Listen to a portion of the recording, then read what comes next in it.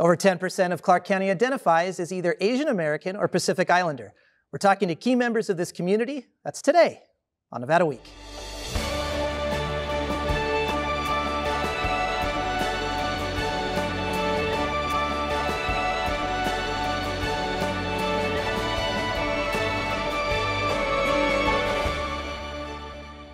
Support for Nevada Week is provided by Senator William H. Hernstadt, Cashman Equipment, and additional supporting sponsors. Clark County is one of the most diverse counties in the nation. Nowhere is that more apparent than Las Vegas's Chinatown district. Walk from Valley View to Decatur and you'll hear dozens of languages, see hundreds of diverse businesses, and be able to try seemingly endless amounts of unique dishes from their owners' native countries. With so much diverse business representation in such a dense space, cultural continuity is top of mind for local leaders. To discuss the melding of culture, economic growth, and policy in this area, we are joined by Sunny Venuya, President of the Asian Chamber of Commerce, Tix Sigerblom, Clark County Commissioner for District E, Phil Merges, Lieutenant for Metro Spring Valley Area Command, and Craig Valdez, Regional Program Manager for New American Leaders. Well, thank you so much for being here. We really appreciate it. We're really looking forward to this discussion. And we're going to talk a lot about growth. We're going to talk a lot about diversity, Sunny. But first off, let's talk about the history here and give us some context of how far that history goes back when we're talking about Asian American Pacific Islander culture here. So it started really in 1905 when some Asians, mostly Chinese, had come here to help build the railroad. And since then, it's steady influx, nothing huge, until probably late 90s or early 2000s is when more Asians have really started to come here as they find out that Nevada is a great place to live. And just, maybe it's coincidence, but right about that time is when we don't have a formal Chinatown here, but that is when Chinatown was established, correct? That's correct. What can you give us some context then on what our Chinatown is? Is it more of a traditional Chinatown like we might see in San Francisco, let's say? Yes and no. So it's identified as Chinatown. People know it as a Chinatown, but it is actually an Asia town. Everybody's represented there. You've got Chinese restaurants, Japanese, Korean, Thai, Filipino, and forgive me if I'm missing anybody, but everybody's really well represented there for both retail and restaurants. So it's a great cultural place. Phil, your service area is in Chinatown now. You mentioned before the show that you have spent a lot of time in Chinatown prior to that. What's unique in your perspective of our Chinatown? So from our viewpoint, when we say Chinatown, we think of Spring Mountain from I-15 all the way to Rainbow. And when you talk about that area, there's so many different languages and dialects that we as a police department, we kind of have to connect into and kind of bridge that that communication barrier that sometimes exists. At the same time, we know we do that by making relationships. You know, when I first started, Lieutenant Josh Bitsko, who was lieutenant who was leaving and I was coming in, he said, "Hey, I have a passion for this community. We're putting up cameras over here, and you know we have an auto burglary problem. Hey, can you help out? Keep this passion going and working with partners like Sunny." And we've continued that and we've kept it going. And the truth is, when you go down to the coffee shops, when you talk to the business owners, it's just about being yourself and building relationships, and that's how we've been able to decrease a lot of the crime problem and just make it a better relationship between the police department and the people in the area. Craig, you've spent a lot of time in Chinatown, but let's talk more broadly. We're not just talking about Chinatown here. We're talking about all of Clark County, and we're talking about this diversity. What separates maybe our Asian American and Pacific Islander community from maybe other cities? You know, it's hard to exactly pinpoint what the priorities of the Asian American community are because we come from so many different backgrounds. I think that we're all touched by different issues that are not always prevalent in other cities, but are especially prevalent here, such as healthcare, immigration, gaming in the hotel industry. We've got so many students here who are international who come down and are here for the hospitality industry. And so there are many different issues that affect Asian Americans. We've got many veterans here as well. We recently had World War II veterans who were recognized. I think it was Filipino World War II veterans who were recognized.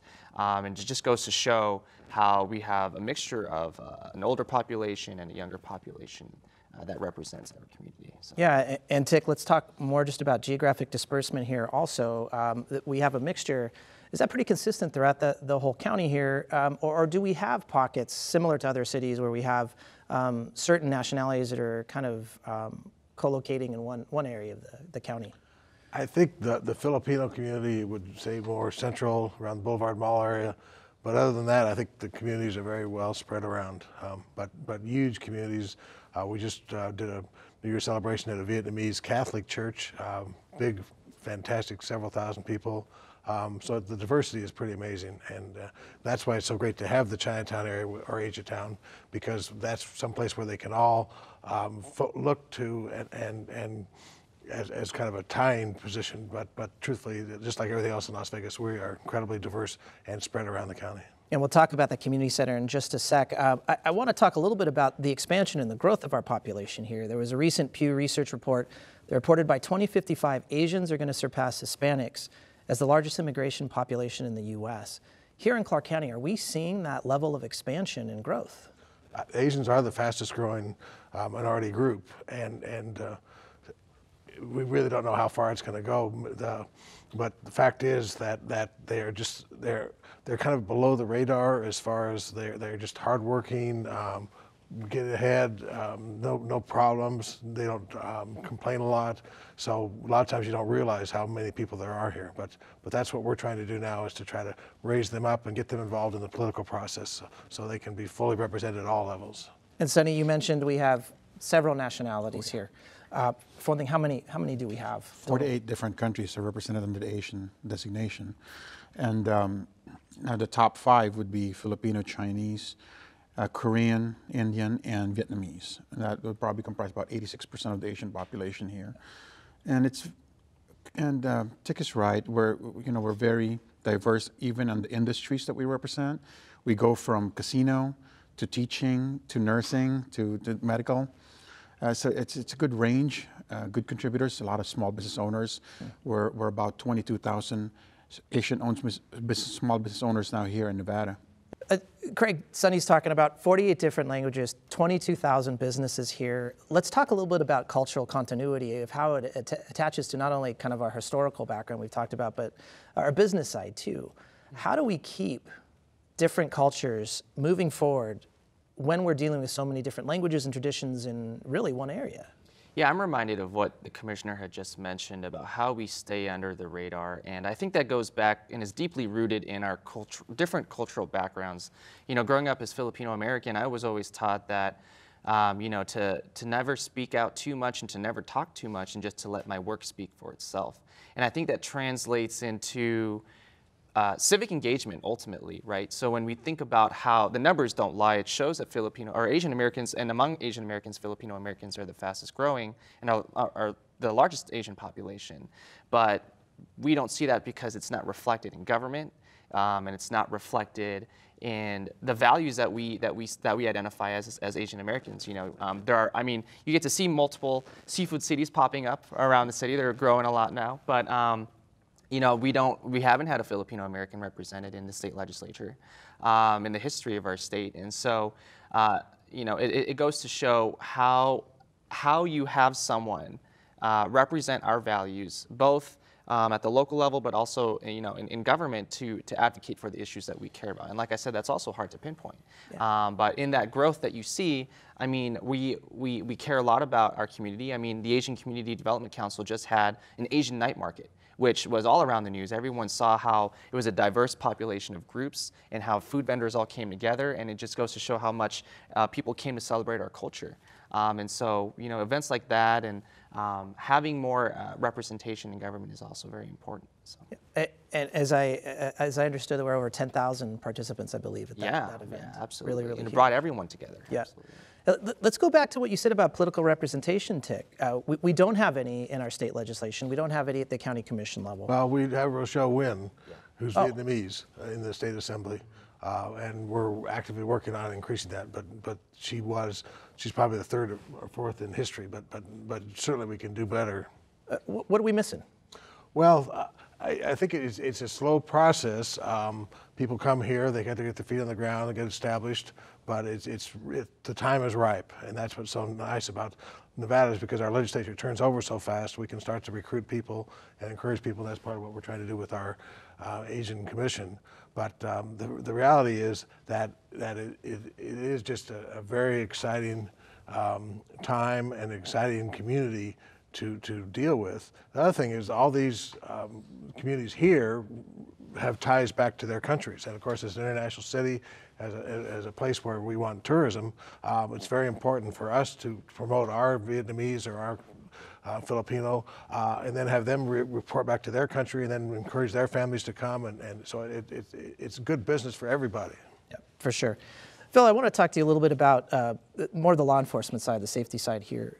Your predecessor, Joshua Biscoe, said last year in an RJ article that historically the Asian community has been hesitant to report crimes to police. Why is that?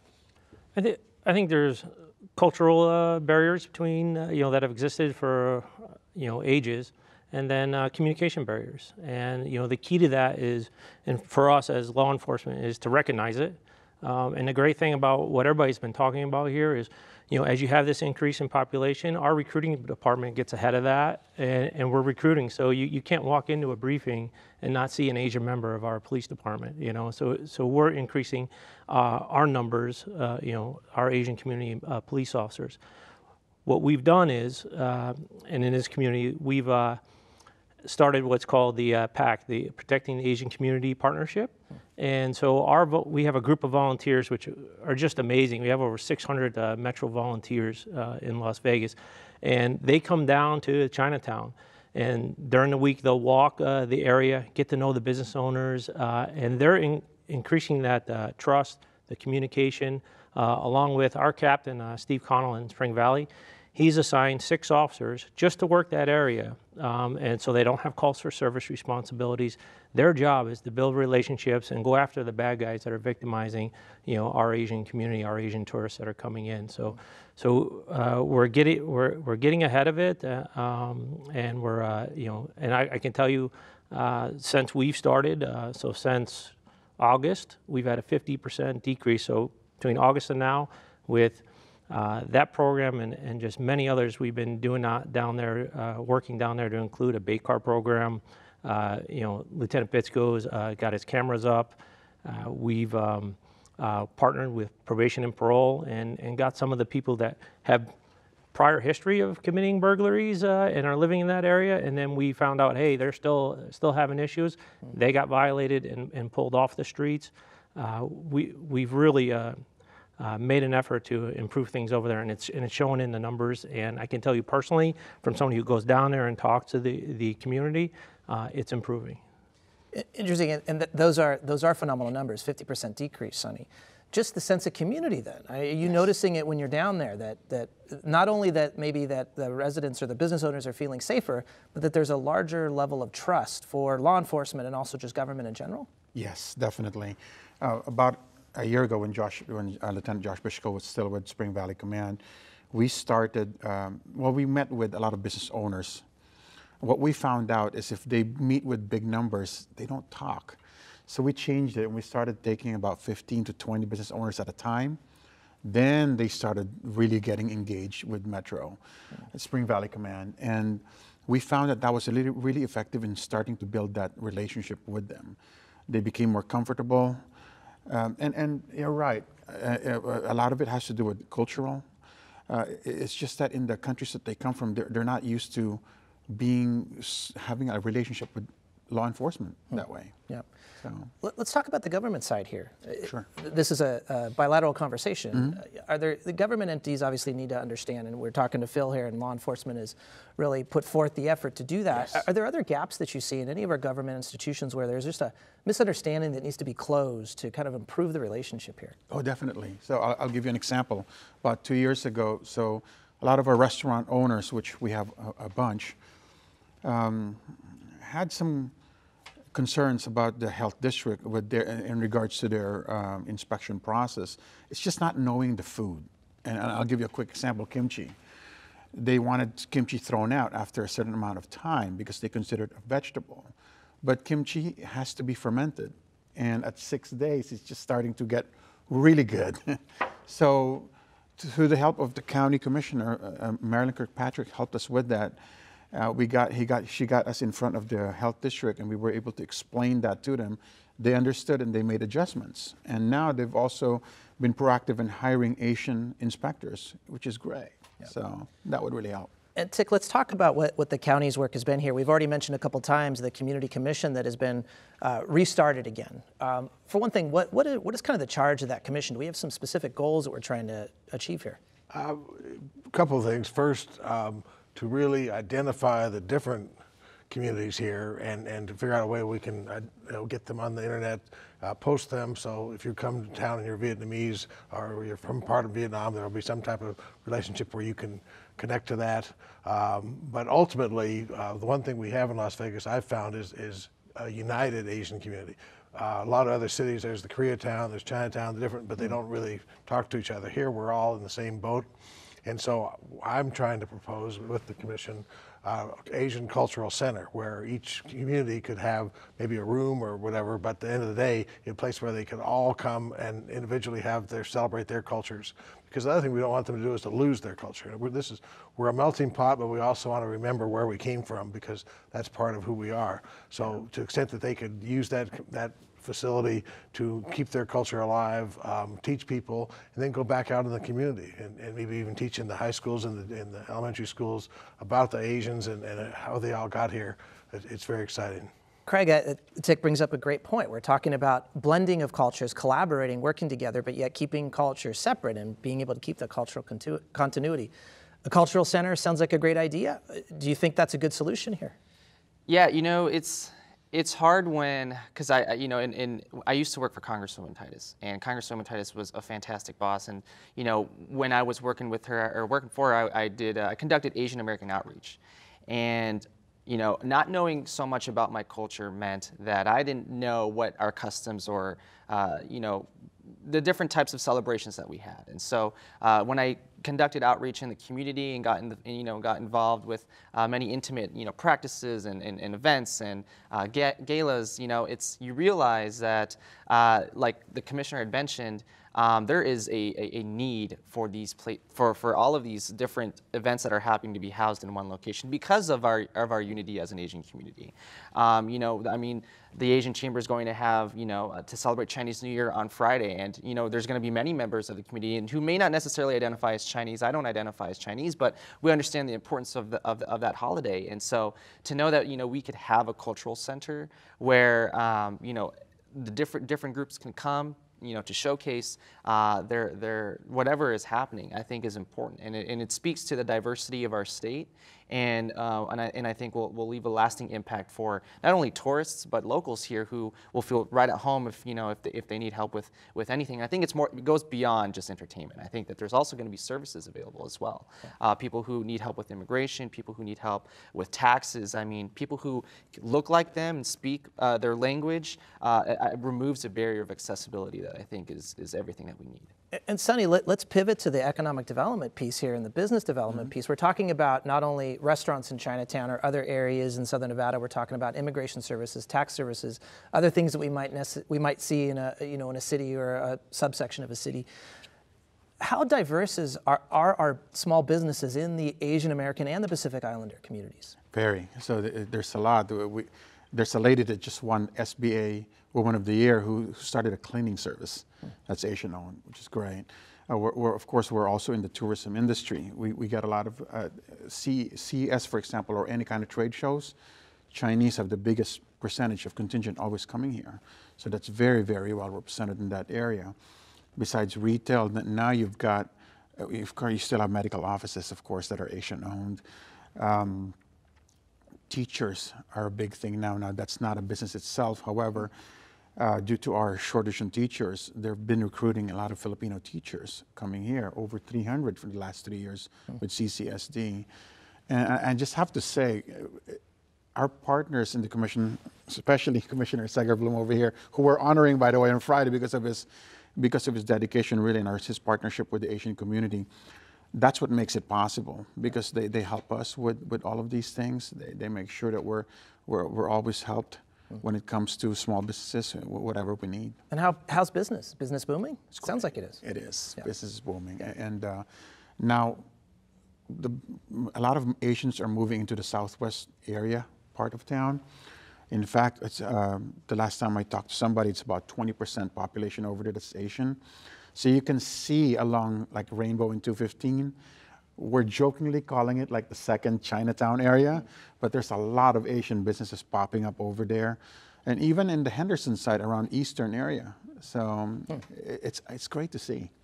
Tick, one of the other things that the Clark County Commission has done is instilled policy for cultural designated areas. The Southwest, Chinatown itself, are these areas that could fit the criteria to be a culturally designated area sometime? Absolutely. We just created Little Ethiopia on Decatur. Chinatown already has, I think, a state designation, but I'll work further to make sure that's we have a cultural district too. And that's something where we can also use our resources. If you drive through Chinatown, you'll see that there's a lot of missing sidewalks, lots of power poles, a lot of things we could do to pep that area up. So that's one of my goals is to really go in there and clean it up and do what Las Vegas is doing downtown, make it really an attractive area and tie it all together. There's so much going on there, but visually we need to have, I think, make it more clear that we really treasure that area. We're also looking at making Maryland Parkway a little part of that, designating that as a little Filipino area. So there's lots of things we can do for sure. Yeah. For our viewership, our general population here, Phil, you're on the community engagement side here. What's the call to action for us? How do we support not only areas like Chinatown, but the greater Asian American and Pacific Islander communities? So on our end, if you show up to our events down there, so we do, so in other areas you might do a coffee with a cop. There we do a boba with a cop. And we've had 3 since I've come over as a lieutenant. Come with us, and part of that event is, you know, we do a cleanup a few hours before. Our officers go out there and they stop problem people in the area and kind of clean up the area. And then we walk for about 40 minutes, you know, after the captain speaks to everybody. And we walk as a group, you know, as a united community through the area. And it kind of sends a message to any of the problem people that, hey, you know what, the police and the community are together and we're going to decrease the crime problems in the area. And then I think with this community, it just builds relationships and partnerships. And one of the things that our volunteers that are in the area that walk with us, our LVMPD volunteers, part of their job is to recruit. And we ask them to, and if we can get more community members to come out and join the LVMPD volunteers and come walk with us in that community. And you know what, those people we're looking for people that'll see something and say something. People that'll pick up the phone if they see something, a suspicious person, and call us and are comfortable doing that. Those are the people we're looking to come down and help us out. And Craig, let's talk about the civic engagement side of this too. Yeah. What's the call to action for us here? It all starts with getting involved. You know, there was just a regional leadership academy that happened this past weekend with APACS, the Asian Pacific American Institute of Congressional Studies. Well done. And you know, it's those types of leadership trainings that prepare Asian Americans, or to at least encourage Asian Americans to be civically engaged, to know what the political process looks like. If you were to run for office, what does that look like? What are some barriers you could potentially face? It all starts with getting involved. And sometimes it's hard because of our cultural background. You know, I work for an organization, I work for a nonprofit now that focuses on engaging with first and second generation immigrants to run for office and to understand what those barriers may look like. And I think that, you know, in a world where the system isn't necessarily meant for Asian Americans, it means that we have to work twice as hard to get to where we want to be. And it also means that we function very much like a business, right? Like public service functions just like a business in the aspect that we are in the industry of exchanging promises and trust as opposed to products. Mm-hmm. And so this allows us to stay engaged, to reach out to our community. You know, I take a lot of pride in knowing that as being a young person that I can go back to UNLV where I graduated from and connect with people there. My sister goes to UNLV and talk about how there are many opportunities to get involved, whether you, you know, serve on a board or anything else. So. Thank you. Sorry, we're out of time. Sorry about that. But I appreciate all your time. Great discussion. Thank you so much. Thank you. Now, before we go, we talked to 2 local businesses about their experiences operating restaurants in Chinatown. Let's take a look. We are not only selling food, we're selling an experience. Hidden in the corner of this plaza on Jones and Spring Mountain is Chubby Cattle, a traditional Mongolian hot pot restaurant. Hot pot in China is like a top 10 experience food industry. The savory broth and fresh ingredients attract both locals and tourists to try this authentic Chinese cuisine. Local customer come from, even Henderson, drive 40 minutes to here. Now, just 5 minutes down the road on Spring Mountain in Arville, you find an entirely different dining experience. Sparrow and Wolf is a modern neighborhood dining experience. The way we cook is very inspired. Chef and owner Brian Howard has lived and cooked in Las Vegas for 20 years. For most of that time, he was working on the Strip, but dining in Chinatown. There's a sense of culture here, obviously, and good food and great ingredients in this neighborhood that you can't find anywhere else. It's a dining destination. When it was time for Chef Howard to start up his own restaurant, he was drawn toward the rich, cultural neighborhood that he had come to love. I send the cooks on, hey, here's $50, go eat, and come back inspired with something that's influenced by our neighbors. The team comes back every month with new recipes and techniques inspired by their neighbors, like Chubby Cattle. And I think it's the best Chinatown, that term used loosely, in America. To learn more about these restaurants, plus anything that we've discussed on our show today, please visit our website at vegaspbs.org/Nevada-week. You can also find us on social media at Nevada Week.